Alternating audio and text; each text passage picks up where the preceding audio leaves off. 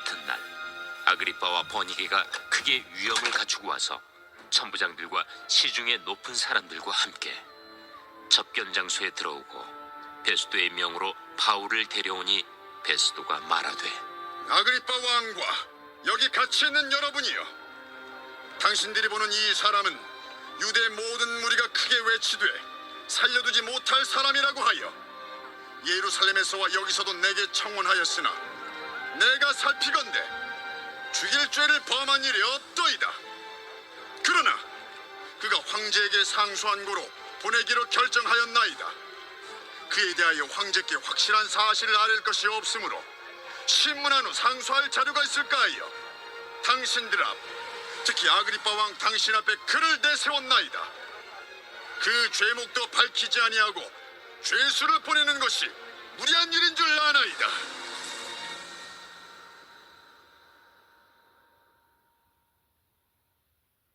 제26장.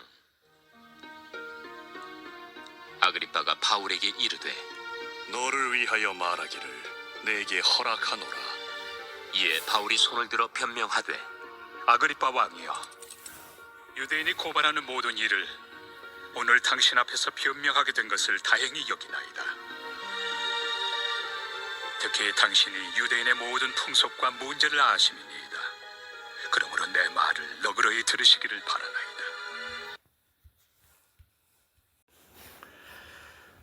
북한의 김정은이 처음 이제 수령의 자리에 올랐을 때에 참 많은 숙청을 했습니다. 외삼촌도 숙청하고, 그렇게 하는 이유는 자기의 이 지지 기반이 약하기 때문에 일부러 그렇게 더욱더 공포 정치를 하는 것이죠. 자기가 약하기 때문에 자기의 약함을 감추기 위한 허세를 더욱 부리는 겁니다. 마찬가지로 오늘 이제 본문에 이제 아그리빠라는 왕이 나오는데, 정확하게는 헤롯 아그리빠 2세입니다. 이 아그리빠 2세는 헤롯 가문의 이제 마지막 왕입니다. 이 아그리빠 2세는 정치적인 기반이 매우 약했던 왕입니다. 그래서 마치 그 초창기 북한의 김정은처럼 막 허세를 부리는 그런 왕이었죠. 오늘 본문에 나오는 이 헤롯 아그리빠 2세, 이 헤롯 가문은 예수님과 그리고 교회와의 어떤 그런 참 악연이 참 끈질긴 그런 가문입니다. 헤롯 아그리빠의 정조부, 그러니까 헤롯 대왕은 아기 예수님을 죽이려고 유아 살해를 저질렀던 왕이 헤롯 대왕이죠. 또 그 헤롯 대왕의 형제였던 또 다른 헤롯 왕은 세례 요한을 목매달아 죽였던, 목을 베어 죽였던 그런 왕입니다.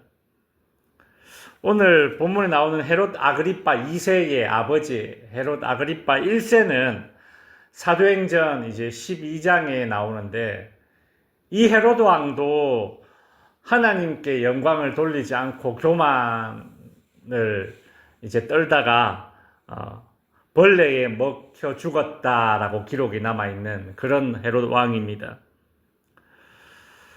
따라서 이 헤롯 아그리빠 2세, 오늘 본문에 나오는 이 헤롯 왕도 예수님에 대해서도 이미 잘 알고, 그리고 이 예수님과 자기 가문과의 어떤 얽혀 있었던 모든 이야기들을 다 잘 알고 있는 그런 왕입니다.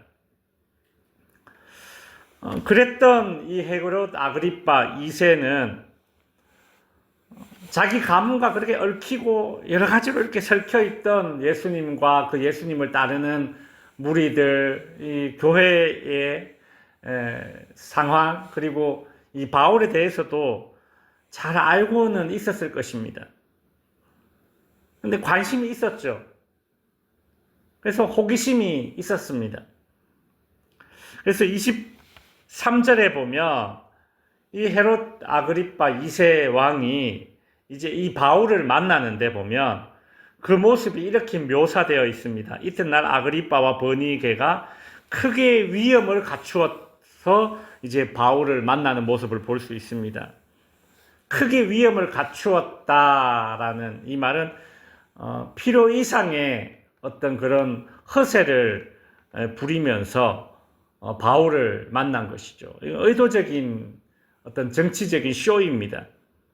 사실 바울은 이때 2년 이상 감옥에 구류되어 있던 사람 아닙니까? 그런 사람을 무슨 이렇게 크게 이렇게 위엄을 갖추어서 만날 이유가 뭐가 있겠습니까? 허세를 일부러 부린 것이죠. 대부분 사람들이 허세를 부리는 이유는 자신의 결핍을 감추기 위해서입니다. 오늘 본문에 나오는 이 헤롯 아그리파 2세의 결핍은 무엇이겠습니까? 그것은 영적인 무지입니다. 자기 증조 할아버지, 그리고 아버지의 그 실패에서 교훈을 얻지 못하고 예수님과 복음에 대한 어떤 그런 무지가 있는 것이죠. 그냥 뭐 단순한 호기심만 있을 뿐이지 호기심 그 이상으로 그 복음을 받아들이지는 못했습니다. 이것이 헤롯 아그리파 2세의 결핍인 것이죠. 이 영적인 무지를 감추기 위해서 일부러 더 허세를 부리는 것입니다. 또 하나의 결핍이 있었습니다. 그 무엇인가 하면 지금 이 아그리파 왕 옆에 있는 버니게라는 여인인데 이 여인과 아그리파 왕의 윤리적인 어떤 그런 문제가 있었습니다. 이 버니게라는 여인이 이 헤롯 아그리파 왕의 누이입니다. 누이. 근데 문제는 뭔가 하면 이 자기의 누이였는데 지금은 자기의 아내 격으로 이렇게 데리고 다니고 있는 겁니다. 이 버니게라는 여인이 역사적인 자료에 보면 아주 희대적인 어떤 그런 요부였다라는 그런 기록이 남아 있습니다. 이 버니게라는 여인은 처음에는 자신의 친삼촌 헤롯 칼키바라는 사람과 결혼했다가 이 남자를 버리고 지금 다른 사람을 지금 만나고 있는 것이죠. 이 세 번째 지금 남자를 만나고 있는데 그게 누구냐? 바로 지금 헤롯 아그리파 2세입니다. 그러니까 오누이면서 부부로 지내고 있는 이 아그리파와 버니게의 윤리적인 문제가 그 당시에도 정말 이슈였던 것이죠. 그래서 역사적인 기록에 남아 있습니다. 보십시오. 지금 이렇게 결핍투성이인 헤롯 아그리파와 버니게라는 이 두 사람이 지금 바울을 신문하겠다고 이 자리에 지금 앉아 있는 것입니다. 어떻게 보면 자격 없는 사람들이 자격을 제대로 갖추고 있는 이 바울을 신문하겠다고 그 자리에 앉아 있는 것이죠. 내면으로는 죄가 가득하고 불륜이 가득하지만 그것을 감추기 위해서 일부러 큰 위엄을 갖추어서 화려하고 품위 있게 권력 있는 자의 모습으로 그렇게 허세를 떨면서 자신의 그 결핍과 죄를 감추고 지금 바울 앞에 서 있는 것입니다.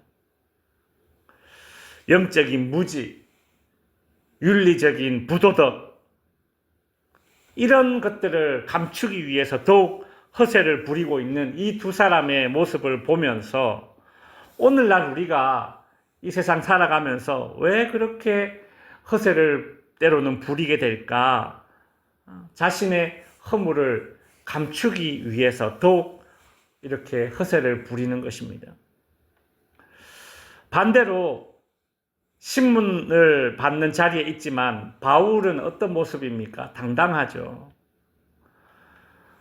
이 당시에 이 권력을 장악하고 있던 이 베스도가 25절에서 바울에 대한 평가를 이렇게 내립니다. 내가 살피건대 죽일 죄를 범한 일이 없더이다. 그리고 27절에도 그 죄목도 밝히지 아니하고 죄수를 보내는 것이 무리한 일인 줄 아나이다. 그러니까 이 베스도도 아는 거예요. 황제에게 상소를 이제 해야 되는데 적어 보낼 죄목이 없는 겁니다. 그래서 참 쩔쩔매고 있죠. 그죠? 빌라도에게 무죄 선고를 받으셨던 예수님처럼 이 바울도 세상의 권력으로부터 무죄를 인정받을 만큼 그렇게 자격을 갖춘 사람이었습니다. 그럼에도 불구하고 바울은 오로지 복음을 위해서 지금 애매한 고난을 감수하고 있는 것이죠. 이 헤롯 아그리빠 2세와 버니게와 이 바울의 모습이 너무 대조되지 않습니까? 이제 말씀을 마칩니다. 우리는 바울처럼 복음을 위해서 그렇게 정말 애매한 그런 고난을 감수할 수 있는 그런 경지까지는 참 우리가 이르지 못한다 하더라도 세상이 허용하지 않는 그런 부정 그리고 그런 죄의 어떤 잘못에 연루되어서 주님과 주님의 몸된 교회를 참 부끄럽게 해서는 안 되는 것입니다. 바울을 향한 세상의 권력자의 모습을 한번 보십시오. 이 베스도의 평가를 보면서 우리는 세상이 나를 어떻게 평가하고 있나, 세상이 교회를 어떻게 평가하고 있나 한번 살펴보아야겠습니다. 또한 나의 허물과 부족함을 감추기 위해서 더 일부러 허세를 부리는 이 아그리빠와 버니게의 모습을 보면서 오늘 내 안에 어떤 허물이 있다면 그것은 주님 앞에 내놓고 용서받을 문제이지 그것을 세상 앞에 감추기 위해서 허세를 부리는 방법으로는 해결되지 않는다라는 사실을 알고 하나님 앞에 허물을 내려놓고 허물을 용서함 받아야 내가 세상 앞에 불필요한 허세를 부리지 않게 됩니다. 이와 반대로 애매한 고난을 당하면서도 내가 복음을 위해 주님을 위해 참고 있는 이 바울의 모습을 보면서 내가 세상 앞에 하나님 앞에 당당하며 세상 앞에 부끄러울 것이 없이 당당하게 살아가는 바울의 모습으로 우리도 이 땅을 살아갈 수 있게 되기를 바랍니다. 기도하겠습니다.